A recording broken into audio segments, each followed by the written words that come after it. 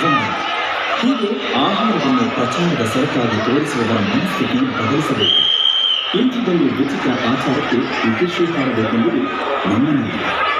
ದಯಮಾಡಿ ಇನ್ನು ಮುಂದೆ ಯಾರು ಇಂತಹ ಆಚರಣೆಯನ್ನು ಪ್ರೋತ್ಸಾಹಿಸಬೇಕು. ಬದಲಾಗಿ ಈ ಬಗ್ಗೆ ಸಂಬಂಧಪಟ್ಟವರಿಗೆ, ಹೋಟೆಲ್ ಮಾಲೀಕರಿಗೆ ಮನವರಿಕೆ ಮಾಡಬೇಕಿದೆ.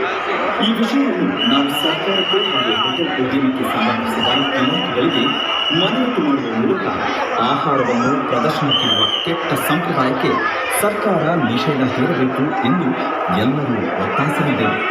ಈ ಪ್ರಯತ್ನಕ್ಕೆ ನಿಮ್ಮೆಲ್ಲರ ಸಹಕಾರ ಅತ್ಯಗತ್ಯ. ನಮ್ಮಲ್ಲಿ ಹೊಸ ಪ್ರಯತ್ನಕ್ಕೆ ಸ್ಪಂದಿಸಿ ಅನ್ನವನ್ನು, ಅನ್ನದಾತನ ಶ್ರಮವನ್ನು ನಾವೆಲ್ಲರೂ ಗೌರವಿಸಬೇಕು. ಪ್ರತಿ ಕಿತ್ತಿಗೂ ರೈತರನ್ನು ಸ್ಮರಿಸೋಣ.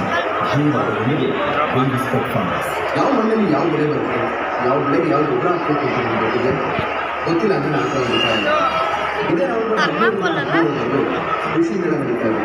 ಅಲ್ಲಿ ಹೋಗಿ ಕೃಷಿ ಬಗ್ಗೆ ನಮ್ಗೆ ಗೊತ್ತಿದೆ ವಿಷಯಗಳನ್ನ ತಿಳ್ಕೊಂಡು